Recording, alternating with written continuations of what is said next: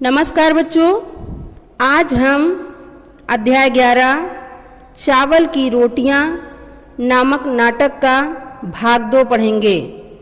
तो आइए शुरू करते हैं।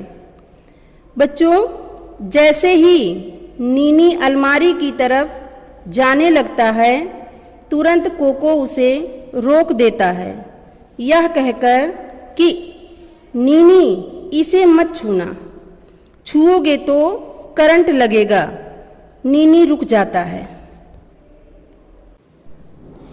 मैंने तो इसे छू ही लिया था भाई, मैं वो खबर जरूर सुनना चाहता हूँ।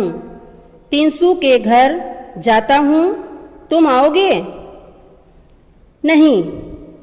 अच्छा, फिर मिलेंगे। नीनी तेजी से बाहर निकल जाता है। गहरी सांस लेकर बाल बाल बचे, अब चलकर नाश्ता किया जाए। मेरे पेट में चूहे दौड़ने लगे हैं। कोको तश्तरी उठाकर मेज के पास आता है, एक रोटी उठाकर खाने लगता है। तभी दरवाजे पर दस्तक सुनाई देती है। दस्तक यानी आवाज़। तश्तरी नीचे रखकर जाने अब कौन आ टपका। कोको, दरवाज़ा खोलो, मैं हूँ मिमी। बाप रे, ये तो मिमी है। उसे चावल की रोटियां मेरी ही तरह बहुत अच्छी लगती हैं और वो हमेशा भूखी होती है। मुझे रोटियां छिपा देना चाहिए, लेकिन कहाँ?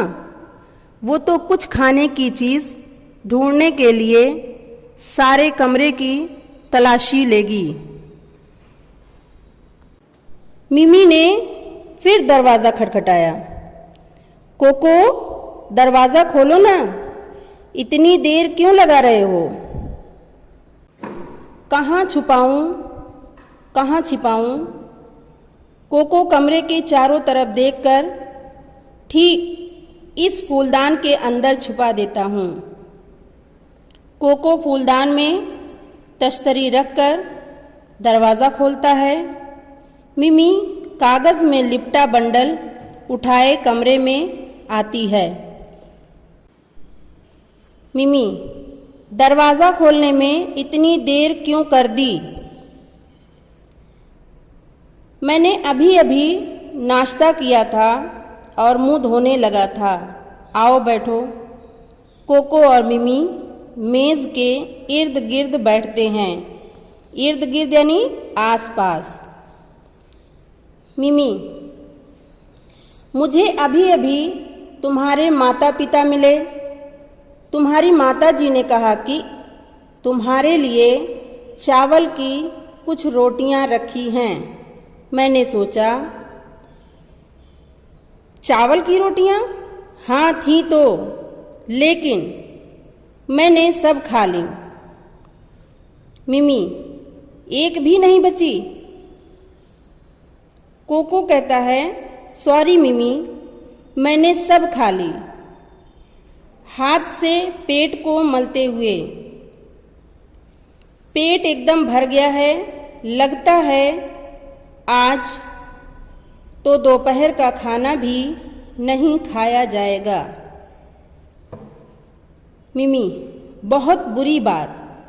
मेरी माँ ने केले के पापड़ बनाए थे। मैंने सोचा तुम्हारे साथ बांट कर खाऊंगी। मैं 4 पापड़ लाई हूँ, 2 तुम्हारे लिए, 2 अपने लिए। सोचा था तुम्हारी चावल की रोटियां और मोटे पापड़ दोनों का बढ़िया नाश्ता रहेगा। मिमी कागज़ का बंडल खोलती है और पापड़ निकालती है। वो उन्हें एक तश्तरी में डालकर मेज़ पर रखती है। तश्तरी यानी प्लेट। मिमी, गर्मा गर्म है और स्वादिष्ट भी। तुम्हारी भी क्या बदकिस्मती है कि तुम्हारा पेट बिल्कुल भरा हुआ है और तुम कुछ भी नहीं खा सकते। कोको पापड़ देखकर होठों पर जीभ फेरकर सोचता है, मैंने बड़ी गलती की जो उसे बताया कि मेरा पेट भरा हुआ है। लेकिन मैं समझता हूँ कि वो चारों पापड़ तो खा नहीं सकती, शायद 2 मेरे लिए छोड़ जाए। मिमी एक पापड़ उठाकर, क्या इन्हें निगलने के लिए चाय है? कोको, हाँ हाँ, अलमारी पर है, मैं ले आता हूँ। मिमी, तुम चाय पियोगे नहीं, पेट भरा होगा।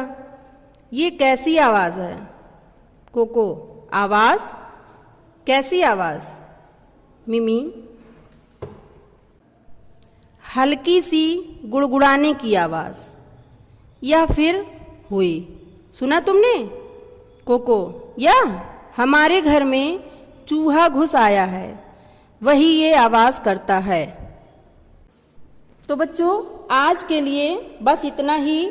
नाटक का 3रा भाग हम कल पढ़ेंगे।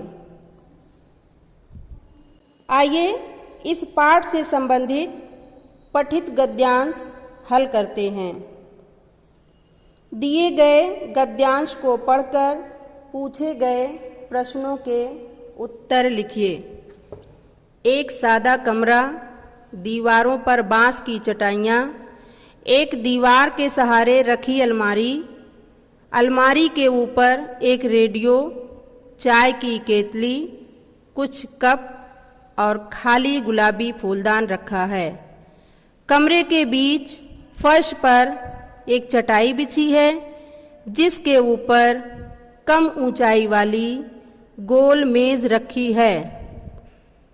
2 दरवाजे, एक दरवाज़ा पीछे की ओर खुलता है और दूसरा एक किनारे की ओर। पंछियों के चहचहाने के साथ साथ पर्दा उठता है। दूर कहीं मुर्गा बांग देता है, कुत्ता भौंकता है, कहीं प्रार्थना की घंटियां बजती हैं। कोको आता है, जमाई लेकर अपने को सीधा करता है। प्रश्न संख्या का, कमरे में रखी मेज कैसी है? इसका उत्तर है, कमरे में रखी मेज गोल है। प्रश्न संख्या ख, अलमारी किसके सहारे रखी है? इसका उत्तर है, अलमारी दीवार के सहारे रखी है। ग, अलमारी के ऊपर कौन कौन सी वस्तुएं रखी हैं? इसका उत्तर है, रेडियो, चाय की केतली, कुछ कप, खाली गुलाबी फूलदान आदि। घ, दरवाजे किस किस ओर खुलते हैं?